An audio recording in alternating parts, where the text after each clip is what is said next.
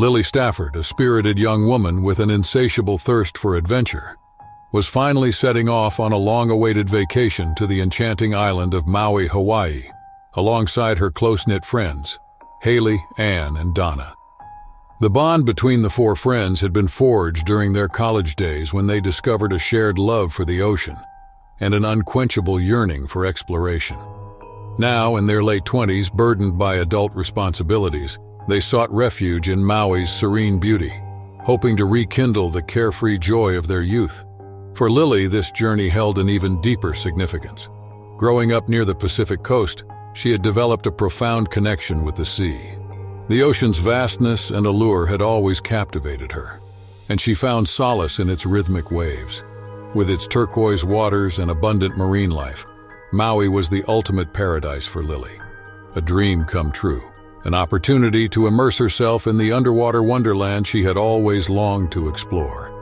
The island's beauty greeted them with open arms as the plane touched down in Hawaii. The warm tropical air enveloped them, and the scent of blooming flowers filled their lungs.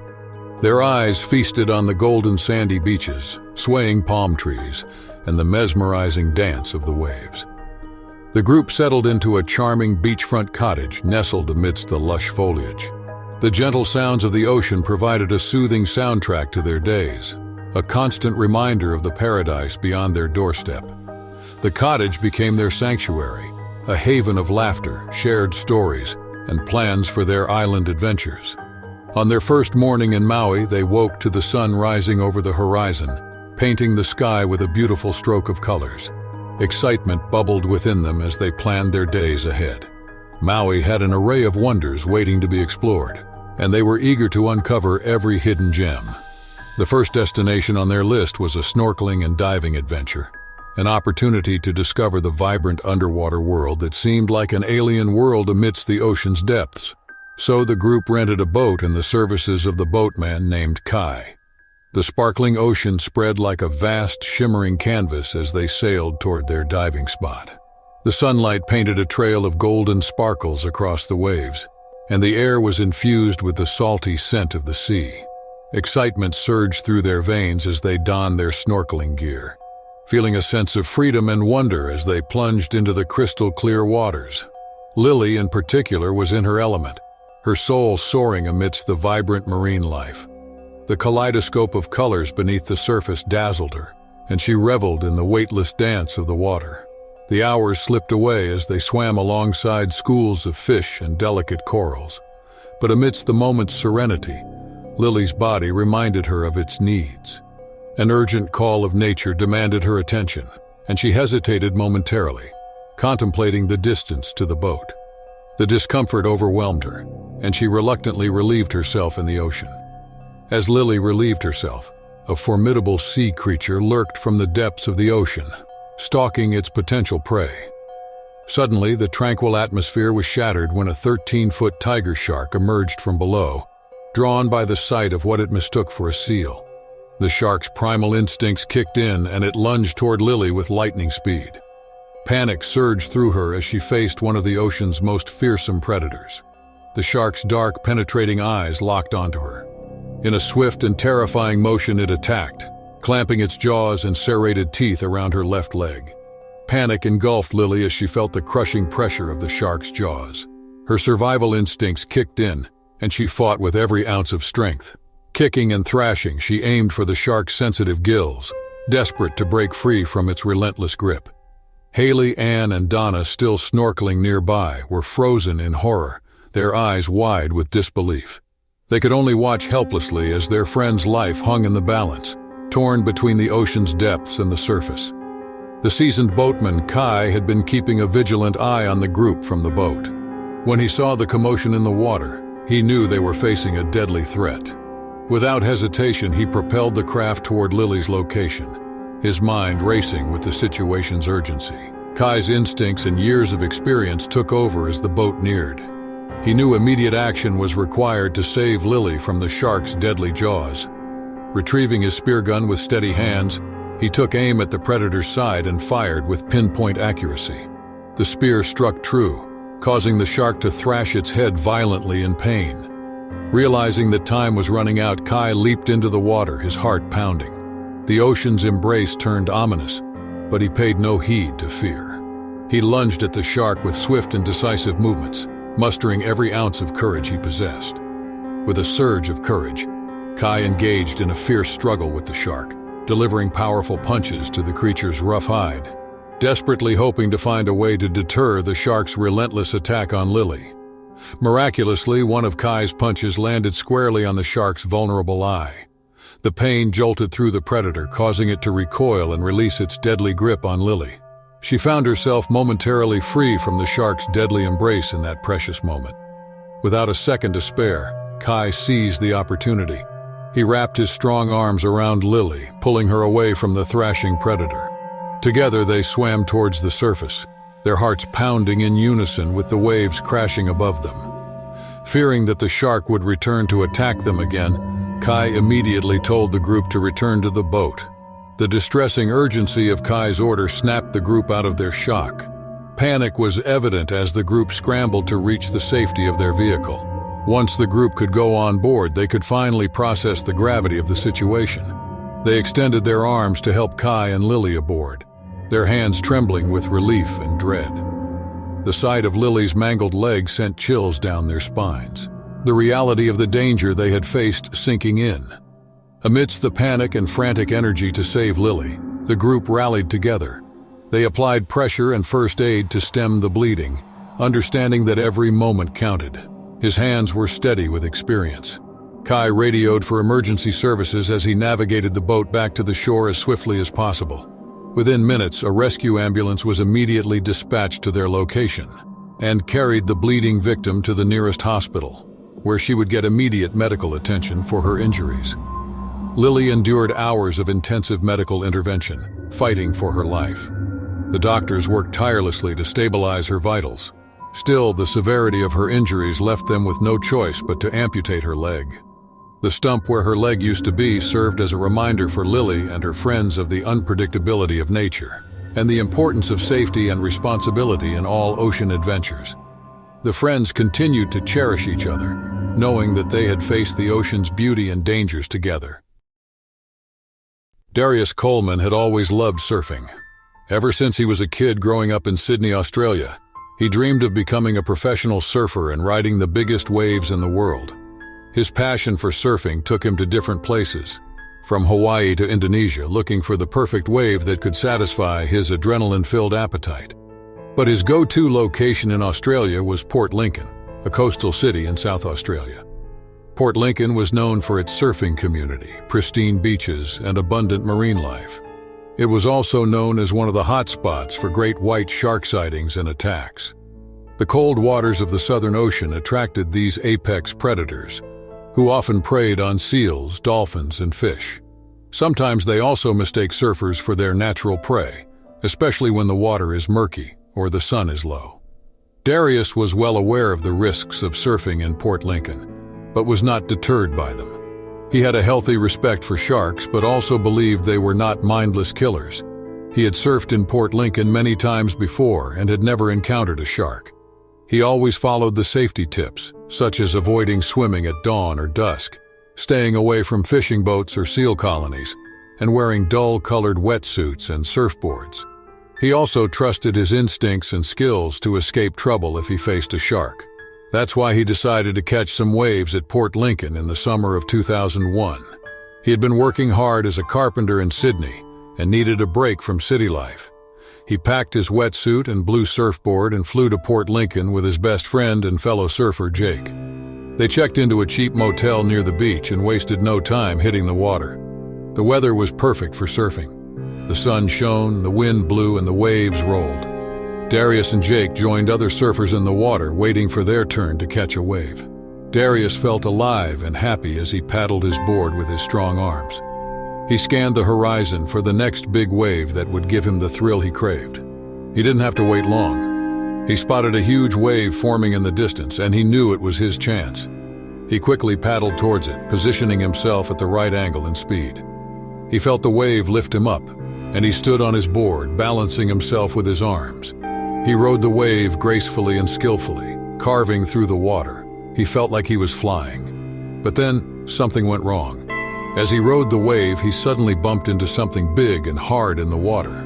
It felt like hitting a rock or a log. The collision toppled him off his board, making him take a hard splash into the water. Darius was disoriented and dazed by what had happened. He didn't know what he hit, but he knew it hurt. He felt a sharp pain in his chest and ribs. He wondered if he had broken something. He immediately swam towards the surface, gasping for air. As he broke the surface, he looked around for his board. He saw it floating nearby, still attached to his ankle by a leash. He reached for it with his hand, hoping to get back on it as soon as possible. But before he could grab it, something else grabbed him. From the ocean's depths, a 14-foot great white shark leaped out of the water and lunged at Darius. The same creature bumped into Darius and toppled him from his board. It opened its massive mouth full of razor-sharp teeth and clamped down on Darius's right arm. Darius was completely caught off guard by the attack. He had no time to react or defend himself. He only had time to scream.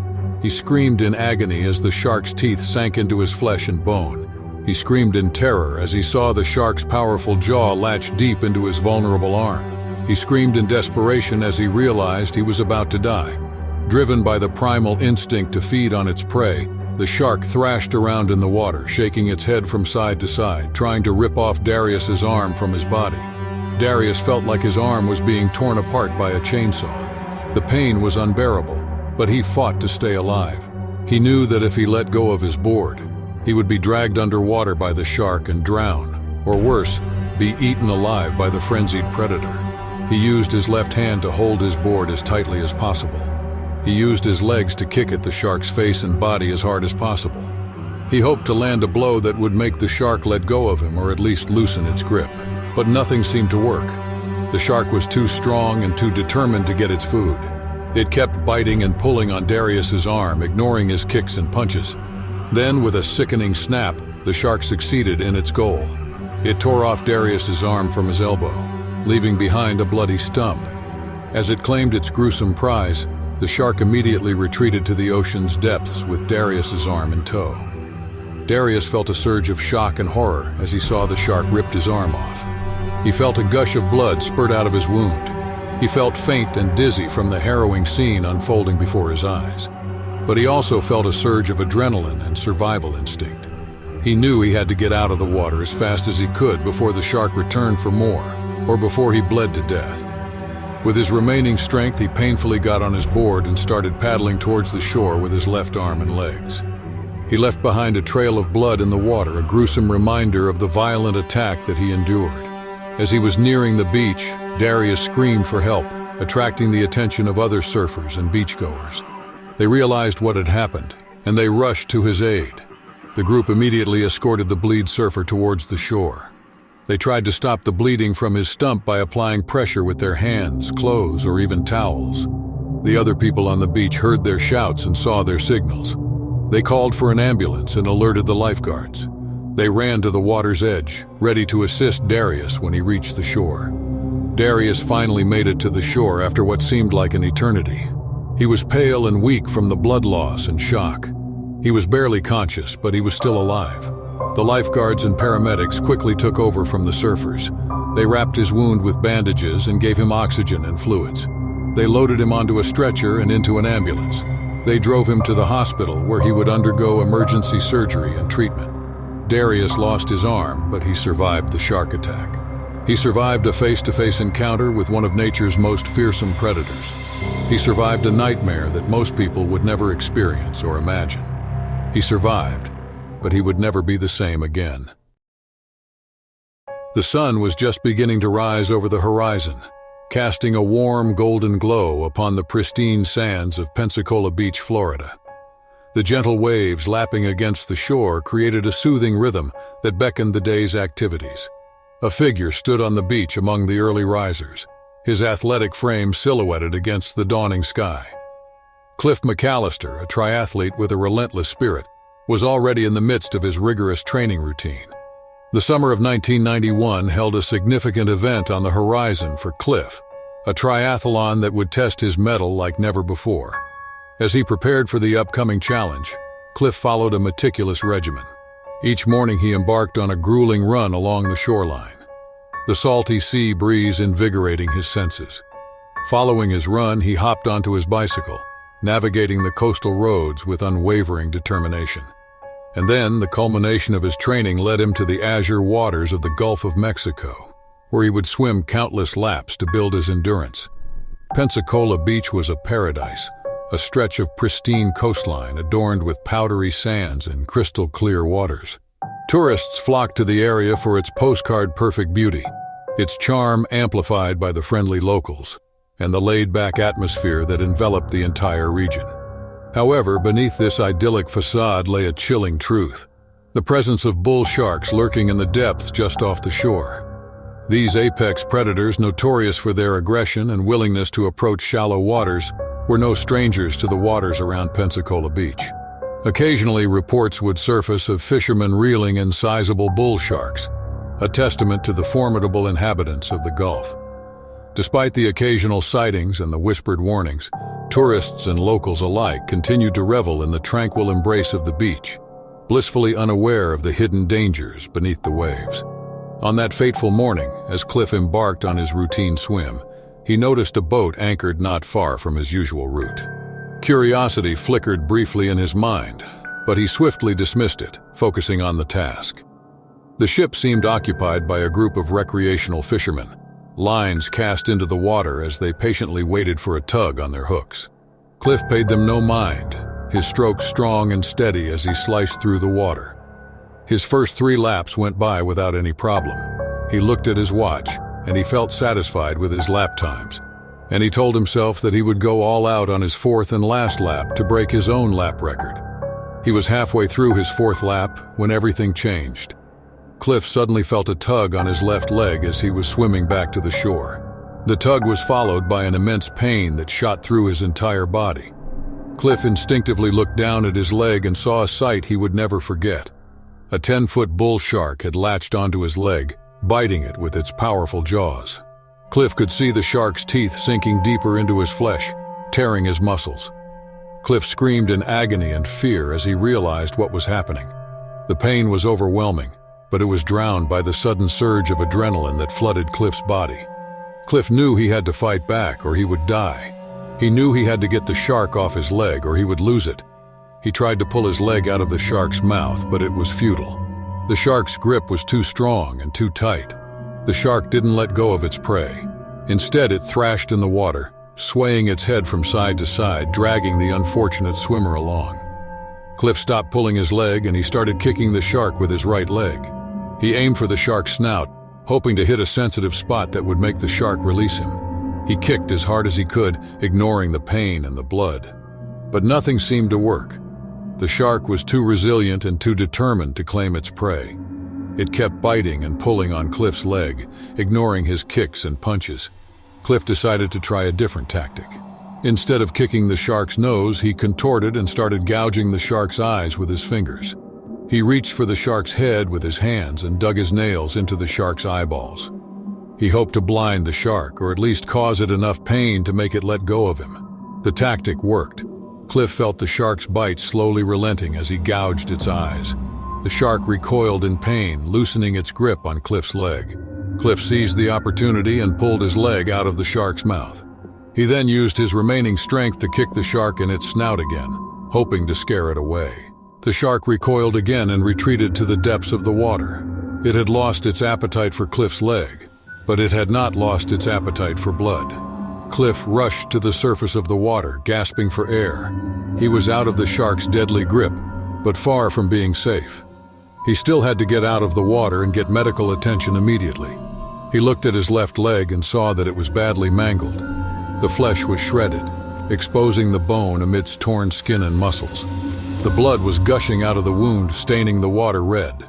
The pain was excruciating, but he tried to ignore it. He looked around for help and saw that he was still far from the shore. He also noticed that there were no other swimmers or boats nearby. He felt alone and helpless in the vast ocean. He knew he had to swim back to the shore by himself before he bled to death, or before the shark came back for more. He knew it was a long shot, but he had no choice. He gathered his courage and started swimming towards the shore with his arms and remaining leg. He swam as fast as he could, hoping to reach land before it was too late. He looked back at the water behind him as he swam, fearing the shark would return to finish him off. He prayed that it wouldn't happen, but his prayers were unanswered. The shark's fin emerged on the surface, moving directly towards Cliff. But Cliff was more prepared this time. Despite his gruesome injury and his exhaustion, he still had some fight left in him. When he saw the shark lunging towards him from below, he dodged its bite by moving slightly to the side. He then delivered a precise kick to the shark's nose with his right foot. The kick sent vibrations throughout his body, and he felt himself launched a few feet out of the water. The fear of a third attack haunted Cliff, but he couldn't afford to let his guard down. Despite the excruciating pain, he propelled himself forward, driven by the will to survive. A group of observant fishermen spotted his struggle from afar and quickly maneuvered their boat toward him. With a collective effort, they hauled the injured athlete aboard, their faces mirroring shock and concern. The fishermen immediately administered first aid, trying their best to stem the bleeding from Cliff's mangled leg, while the others called 911. Back on shore, an ambulance awaited, summoned by the quick-thinking crew. The paramedics rushed Cliff to the nearest hospital, where doctors worked tirelessly to save his life. It was a race against time as they fought to mend his injuries and stabilize his condition. Miraculously, Cliff survived the harrowing ordeal with the bull shark, but the scars on his leg constantly reminded him of the day he fought for his life in the treacherous waters of Pensacola Beach. Michelle Towns loved the ocean ever since she was a child. Her mother was a swimming instructor, while her father was a professional surfer. They taught her how to swim, surf, and appreciate the beauty and diversity of marine life. Michelle grew up passionate about the sea and its creatures, especially dolphins. She always dreamed of swimming with them and learning more about their intelligence and behavior. When she was 25 years old, Michelle became a tourist guide for a boat and swimming tour organizer in Australia. She was thrilled to have the opportunity to share her love for the ocean with other people and to see dolphins up close every day. She enjoyed her work and was always cheerful and friendly with the tourists. She also took pride in her knowledge and skills as a guide, ensuring everyone was safe and comfortable during the tours. During the summer of 2005, Michelle was on tour with a group of tourists off the coast of Western Australia, where she guided them to swim with dolphins in the area. The coast of Western Australia is known for its diverse wildlife, including whales, sea lions, turtles, and various fish species. It was also home to some of the most dangerous sharks in the world, such as the great white shark, the tiger shark, and the bull shark. These sharks were attracted by the abundance of prey and the warm waters of the Indian Ocean. Michelle was aware of the presence of sharks in the area, but she was not afraid of them. She knew shark attacks were rare, and that most sharks were not interested in humans as food. She also trusted that the crew on the boat had taken all the necessary precautions to prevent any unwanted encounters with sharks, such as using shark repellents, monitoring the water conditions, and keeping an eye on the surroundings. As the crew anchored the boat near a dolphin pod, Michelle instructed the tourists on how to deal with the dolphins and several safety precautions to ensure that everyone would be safe. She told them to wear life vests, goggles, and snorkels, stay close to the boat and each other, avoid touching or feeding the dolphins, and respect their space and behavior. She also reminded them to have fun and enjoy the experience. After the briefing, the group of tourists and Michelle jumped into the water and swam toward the dolphins. The dolphins were curious and playful, swimming around and under them, making clicking and whistling noises. Michelle felt joy as she watched them interact with each other and the humans. She smiled and waved at them, trying to communicate with them. She connected with these amazing animals she had admired for so long. Everyone was having fun, including Michelle. She felt like she was living her dream. She did not notice anything unusual or alarming in the water. She did not see any signs of danger or distress from the dolphins or boat crew. She did not hear any warnings or alarms from anyone. She did not feel any fear or anxiety. She only felt a searing pain emanating from her right leg. The pain was immediately followed by a sudden tug, trying to drag her underwater. When Michelle looked down to check what was happening, she was engulfed with horror as she saw a 10-foot great white shark biting her right leg. The shark's mouth was wide open, revealing razor-sharp teeth pierced through her flesh and bone. Blood was gushing out of her wound, coloring the water red. Amidst the initial shock, Michelle managed to summon a piercing scream that instantly caught the attention of both the swimming tourists nearby and the crew aboard the boat. Fueled by adrenaline, she instinctively attempted to defend herself by kicking the shark with her left leg and thrashing in the water, hoping to deter the relentless attack. However, her efforts seemed to have the opposite effect, as each movement from her leg only seemed to agitate the aggressive predator further. As Michelle's flesh was already torn from the shark's teeth, attempting to pull away only worsened her injuries, intensifying her pain. To make matters worse, the shark retaliated by tugging her deeper into the water, making her desperate situation even more perilous. The crew aboard the boat reacted swiftly upon hearing Michelle's screams, ready to jump into the water and save their friend and co-worker. However, before they could act, one of the brave tourists swimming nearby took matters into his own hands. Unfazed by the danger, he selflessly volunteered to put his life on the line to help Michelle in her time of need. The tourist was Todd Till, a 35-year-old engineer from New York who was on vacation in Australia with his wife and 2 kids. Sharks had always fascinated him, and watched many documentaries about them. He knew they were not mindless killers, but complex and misunderstood creatures that deserved respect and protection. He also knew they were susceptible to pain, and could be scared off by attacking their vulnerable spots, such as their eyes, nose, or gills. He was 10 feet away from Michelle when he saw what happened. He did not hesitate or think twice about what he would do. He acted on instinct and courage. He immediately swam towards Michelle and the shark. Then he dove underwater and grabbed the shark's gills, which were located on the sides of its head. He yanked them hard, trying to pull the shark away from Michelle. The shark recoiled in pain and released its bite on Michelle's leg. It turned its attention towards Todd, who had just become its new target. The shark lunged at Todd, but he was ready. He punched the shark in its snout, which was another sensitive area. He could feel that the punch landed solidly on its target. The shark was disoriented, and Todd used the opportunity to kick it once again on its snout. The shark recoiled in pain and retreated into the depths. Meanwhile, Michelle was not able to swim anymore. The only thing keeping her alive was her life vest. She was losing blood rapidly and almost about to pass out when Todd got to her. He wrapped his arms around her and supported her as he swam towards the boat, coming closer to them. He shouted for help, and the crew quickly hoisted them aboard. The crew applied pressure on Michelle's injured leg to stem the bleeding. They also wrapped it with a tourniquet and a bandage. They tried to calm her down and reassure her that everything would be okay. The group and the other tourists scrambled towards the boat, fearing that the shark might attack them next. They were all shaken and traumatized by what they had witnessed. Some were crying and screaming, others were silent and in shock. Luckily, the shark did not return. No second attack happened that day. The group rushed Michelle to the nearest hospital, where she underwent a 6-hour surgery that saved her life, but not her limb. She woke up in the hospital surrounded by her family and friends. She was grateful to be alive, but also devastated by what had happened to her. The harrowing incident left her scars not only physically but mentally as well. Gwen Dueling was a 27-year-old promising travel blogger from Chicago. She was passionate about exploring new places, cultures, and experiences, and sharing them with her loyal followers and readers. She had traveled to different parts of the world, from the ancient temples of Angkor Wat in Cambodia to the vibrant streets of Rio de Janeiro in Brazil. She had a knack for capturing the essence of each destination and bringing the world to the computer screens of her audience. Her travels and adventures brought her to the beautiful island of Oahu, Hawaii. Oahu was the 3rd largest and most populous island in the Hawaiian archipelago, and home to the state capital of Honolulu.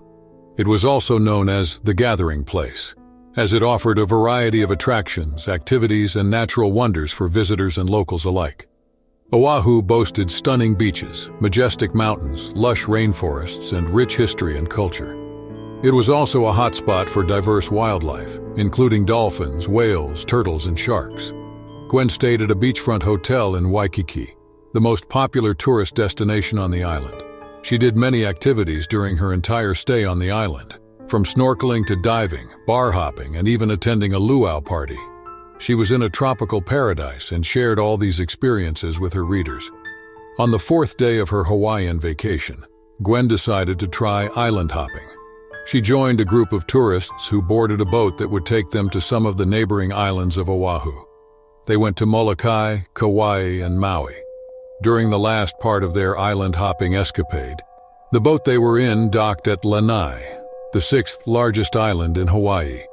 While in Lanai, Gwen asked the guide if swimming was okay before they left the beautiful yet secluded island. The guide agreed, and Gwen and the other tourists took a dip in the cool waters. Gwen was having fun and felt relaxed in the serene atmosphere of Lanai. She swam away from the boat and admired this island paradise's clear blue water and idyllic beauty. As she was wading serenely on the water, Gwen suddenly felt something rough brush against her leg. She looked down to check what it was, but didn't see anything. She thought it might have been a piece of seaweed or coral that touched her skin. She shrugged it off and continued swimming towards the boat. But before she could reach the vehicle, she felt excruciating pain in her right leg, as if a vice was gripping harder and harder, accompanied by countless knives piercing her skin. She looked down again, but she saw what creature was causing her so much pain this time. It was a 9-foot tiger shark, and it was gnawing at her leg. The initial shock was immediately replaced by fear and panic.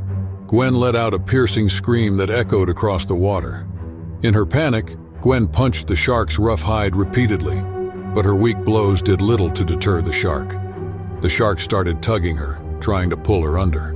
But her life vest kept her afloat. The struggle between the shark and Gwen ensued. The shark started thrashing while Gwen fought for her life. Upon hearing her screams, the boat crew named Jalal leaped from the boat and towards the hysterical victim. Jalal was a 35-year-old Hawaiian native working as a boat captain and guide for over a decade. He had seen his share of shark encounters and knew how to handle them. Jalal, armed with a knife, started attacking the rampaging shark. He stabbed the shark's rough hide with all his might. The knife barely pierced the shark's leathery skin, but it was enough to deter its attack on Gwen. Jalal then focused his attention on the shark's gills. Digging his fingers deep inside the gills of the beast, he tried pulling it away from Gwen. The shark recoiled as it was attacked on its vulnerable spot. The shark released its grip on Gwen's leg as it retreated to the depths. Jalal immediately summoned all the tourists to return to the boat and asked the other crew to hoist him and Gwen aboard. The crew immediately applied first aid to Gwen's injured leg. They wrapped it with bandages and applied pressure to stop the bleeding. The crew rushed towards the docks and whisked Gwen to the nearest medical facility. Gwen underwent a grueling operation. Luckily, she survived the incident with a big scar on her leg and a newfound respect for the ocean and its inhabitants.